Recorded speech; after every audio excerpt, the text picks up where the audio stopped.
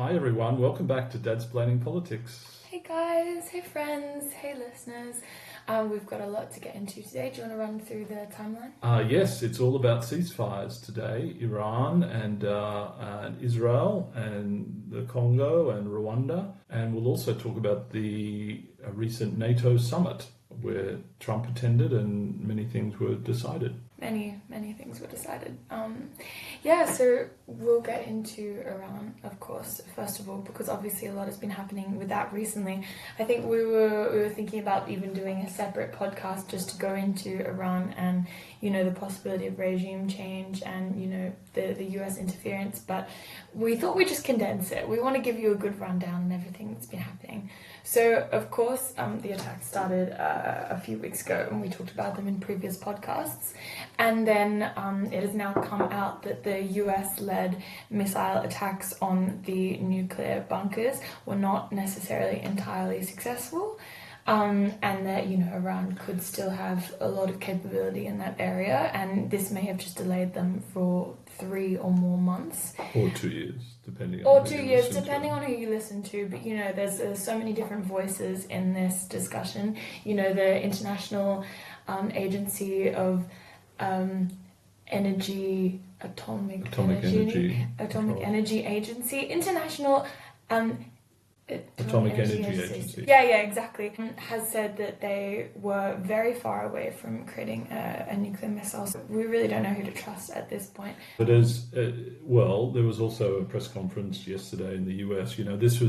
The US, just as a bit of background, is the only country in the world with these bunker busting bombs. Supposedly this costs $2 billion or something the size of taking these B-2 bombers and etc. So the US, Pete Hegseth got upset with the press yesterday, and they were talking about what the impact was, and they were showing demonstrations of what had happened, etc. So who knows? Obviously, it's severely damaged their ability to produce nuclear power or produce a nuclear weapon. The question is, how long will it delay them? 2 months, 2 years? Nobody really knows that. I think it's interesting though, I don't know about you, but their only evidence for how much the bunkers had been destroyed was them showing a test of these bunker bombers. Yeah. And of course, in a controlled testing environment, you can show that they have a great capacity for destruction, right? Of course, that comes with it. But it's awfully scary technology, but it's pretty good technology, and the US is the only one in the world.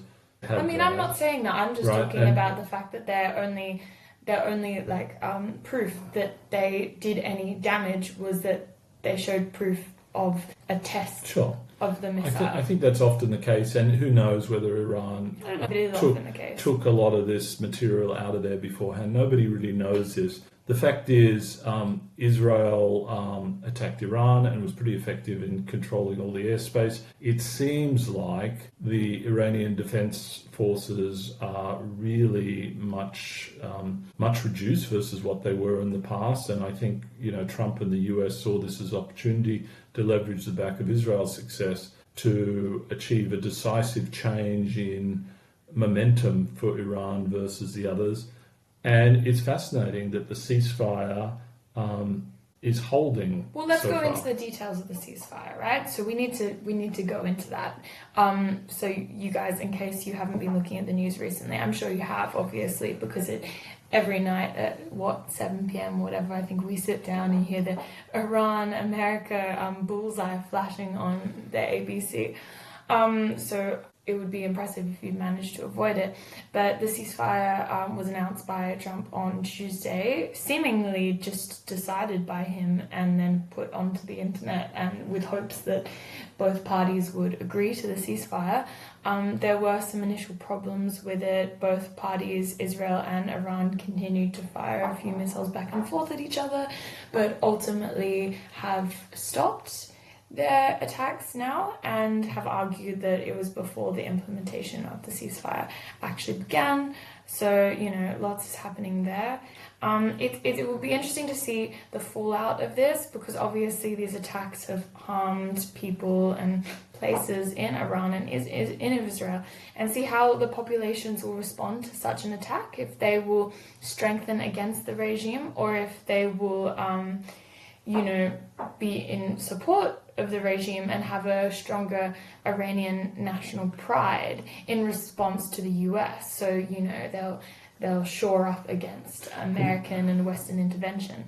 From what I read of Iran is very liberal and the countryside is very conservative. So if any push on the government's going to happen, it'll happen in Tehran, right? And people are, from what I read, are very unhappy with the leadership in Iran. And you've got to give it some credit to Trump around this ceasefire, right? Because he was pissed off with both Israel and Iran, and he swore about them, because they're so used to fighting, which I think he reflects the mood of the world. And so I actually think there's a sigh of relief that this has been done, right? And there's a hope that whether there's regime change or not, it sets Iran back. I mean, many people would like to see regime change in Iran, but as you know, the challenge of that in the Middle East is you get rid of a firm leader, and sometimes it's even more chaotic than that. The move to democracy is not always simple and easy. I mean, it's not just in the Middle East. You're talking about every country in the world that's ever had an incredibly autocratic, powerful leader in charge, where there are no stable democratic processes.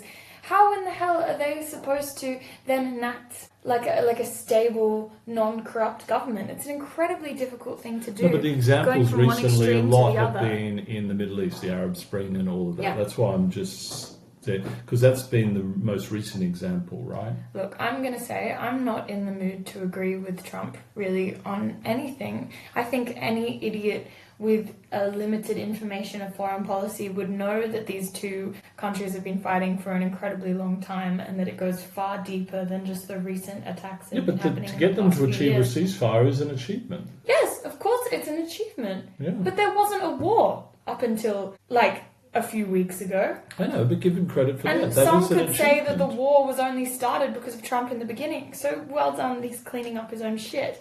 And this is all only relevant if regime change is accelerated or supported. Because what was the goal of this otherwise? What has it even achieved? Set back the Iranian... But we don't know that it has been set back. Well, it's been set back by some amount. Who knows what the amount is by some amount? Whether it's months or years, who knows? But we could talk forever about that. But certainly it's been set back. I just think it's all well and good to see that Trump has done a very basic thing, when actually, if you look at what the experts say on regime change itself, right? You need a weakened government, you need a weakened leaders in charge, and you need a strong populace.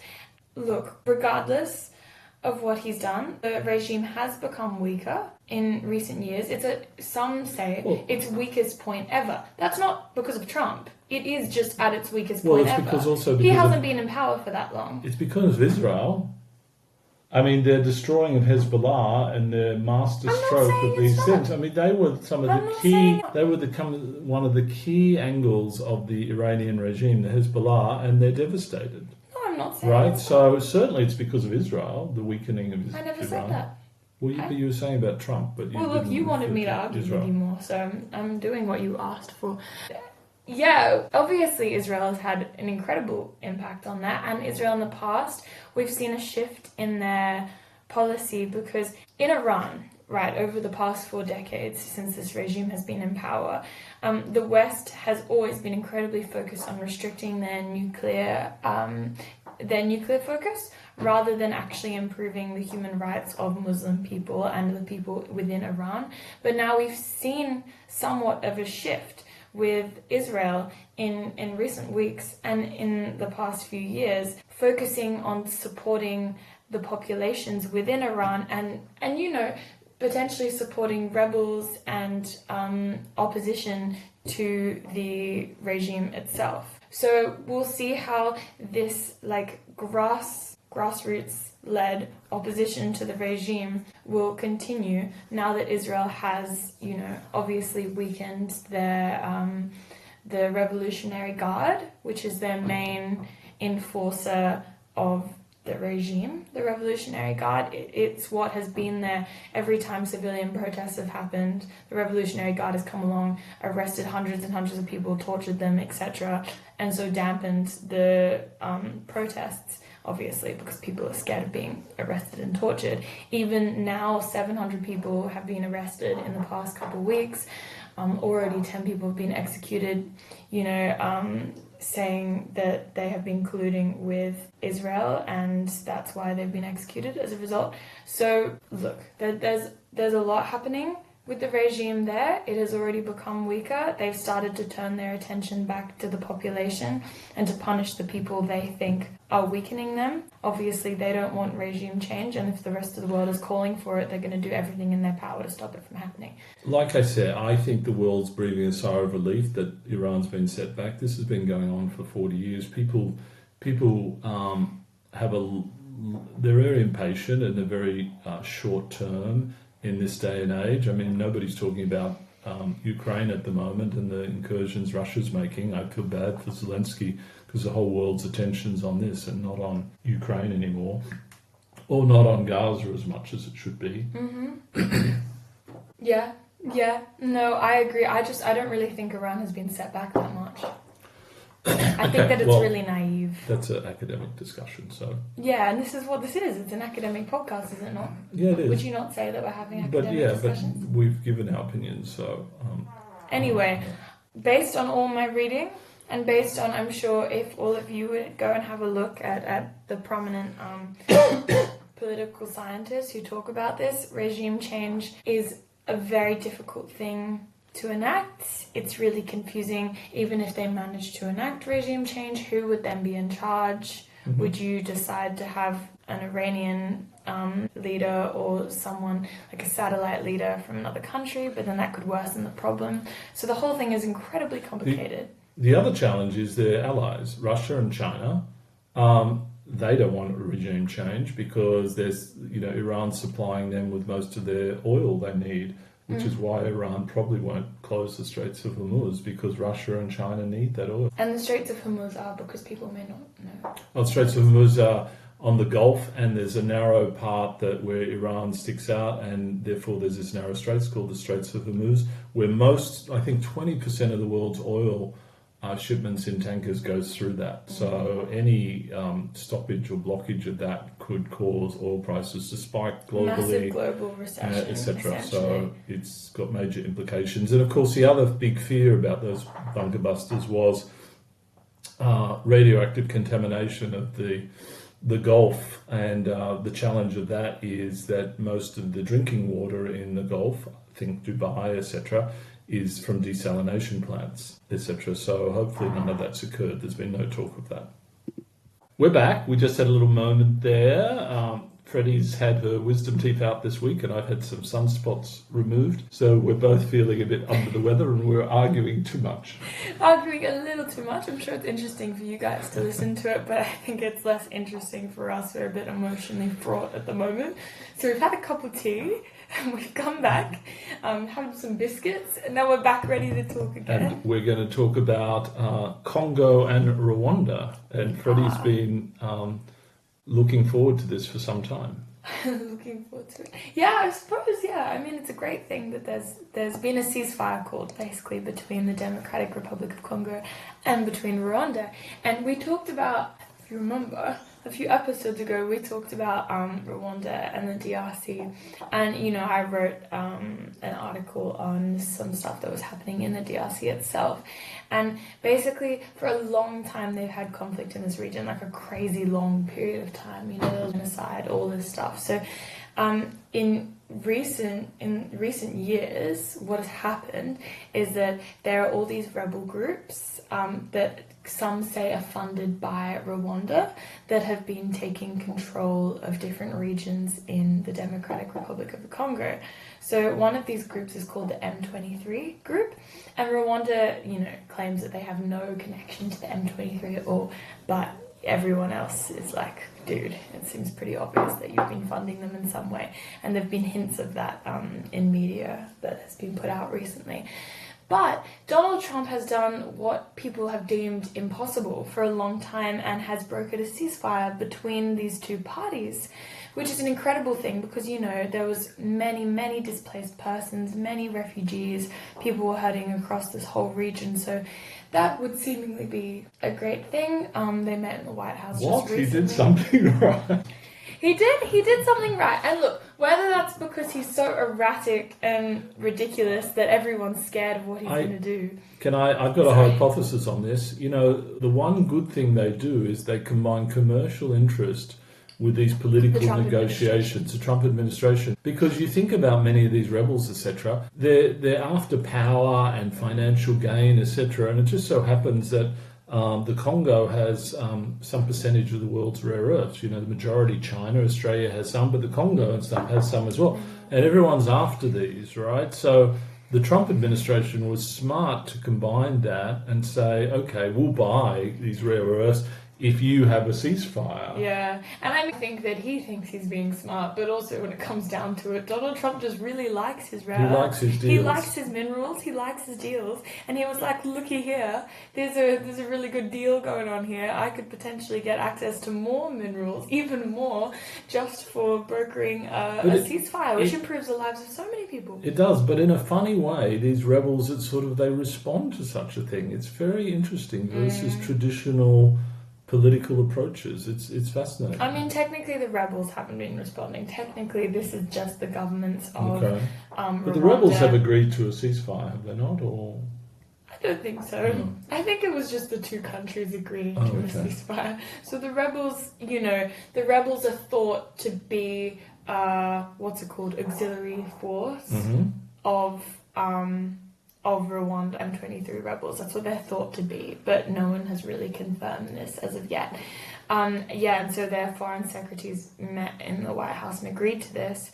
The only problem, which is a really big problem, is that on paper this looks like a really good deal for both countries, except these minerals have been controlled by rebel forces for a long time. It's meant that all the money and economic growth that should be pouring back into the citizens of the country has actually been redirected to all the rebels and the rebel groups and redirected to international conglomerates, businesses, etc., etc. So all this wealth has been funneled out of the country, and this agreement is another example of the wealth being funneled out of the country, right? Going right into Donald Trump's hands. So, you know, the populations aren't necessarily going to be that happy, because this is the one thing that the Congo really has that could, you know, improve their situation, improve their economic growth, and now Trump is going to be taking more of it. The US is going to be importing more, but they're going to be buying it and paying for it. So if the government gets the benefit of that in the Congo...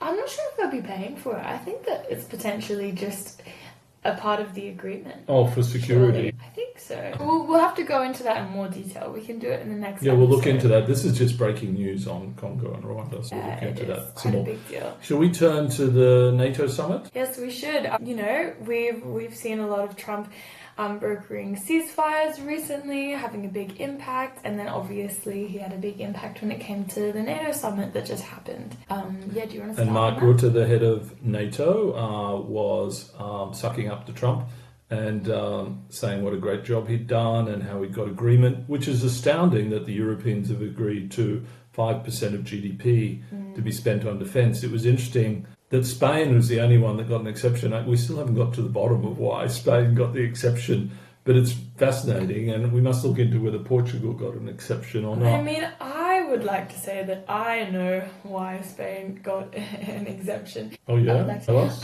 Because they simply didn't really get an exemption. They made a statement saying that they weren't going to go to 5%, and then Trump said that they will pay in tariffs later on. So I don't think that he's happy with them either. I don't think there will be a tariff exemption there. But at the moment, they have a very progressive government that has a lot of corruption issues going on at the moment. They are saying that they will increase their defense spending from what it currently is at like 1.5% to 2.1%, which is already a big change for them.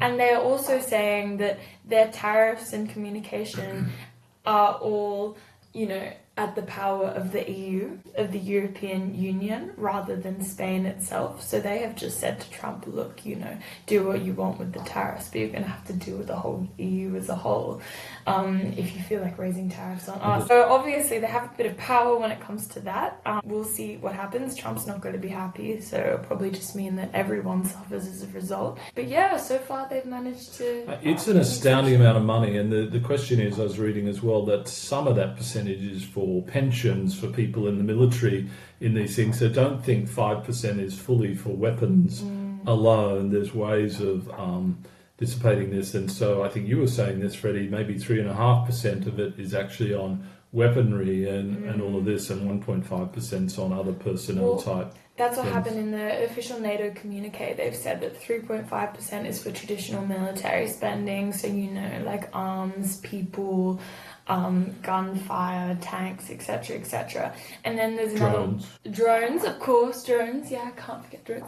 And then the other 1.5% is for the country's choosing, so they can choose what to invest in. One of those things is pensions. One of those things is just developing their defense industries more, investing more in it, like really preparing themselves to face a war, to face a full-out conflict. So if you come back to Australia now, Australia's now under some pressure because the US would like us to increase our GDP spend to defence spending on percentage of GDP to 3.5%. We're at 2.3% at the moment, and so Albo and the government are very against that. That would blow a huge hole in the budget. But it's interesting how the Europeans are handling this. Of course, it's not until 2030 or so that they need to be doing this, but which is interesting whether they'll actually execute on it or not. Yeah, for sure. I mean, I guess you can just claim that you would and then back out of it, like Trump has been known to do for many deals and many international agreements. Trump won't be in power in 2030 unless he gets the third term. So make a claim and then just don't follow through. I think I would recommend that to most people around the world right about now. But yeah, Australia's in a very different position to Spain, right? Because Spain has the entire of the European Union kind of backing them up, being one of their mates.